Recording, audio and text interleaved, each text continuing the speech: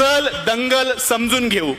आदेश आले, अफवा आल्या, रंगीबिरंगी झेंडे आले, दगडासोबत धोंडे आले, कळपा कळपाना गेंडे आले, धर्मासाठी कडवे आले, मतांसाठी भडवे आले. दंगल पेटली, घरं पेटले, दंगल पेटली, घरं पेटले, हलक्या मेंदूचे पेटून उठले, गाड्या तुटल्या, काचा फुटल्या, यात माणसांचं मरण झालं, ब्रेकिंग न्यूजला कारण झालं, पत्रकार घटनेच्या खोलात गेले, घटनास्थळीचे जेलात गेले. त्यांना जामीन द्यायला आलं कोण?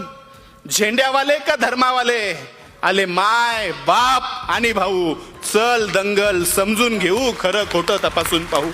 की हे जे काल झालं, हे जे काल झालं त्यात फक्त गरिबाचं हाल झालं.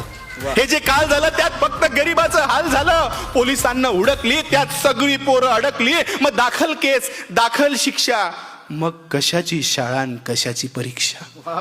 मग पोलीस स्टेशनात गाड्या आला, दंगल पेटवणारा भाड्या आला, त्यांची आपापसात मीटिंग झाली, आतल्या आत सेटिंग झाली, पैशानं कोंडी फुटली, पुढाऱ्यांची पोरं सुटली. असं सगळं घडतं दंगलीच्या भोवताल, असं सगळं घडतं दंगलीच्या भोवताल. पेटवणाऱ्याची सुटतात, बाकी भाकरीसाठी मवताल.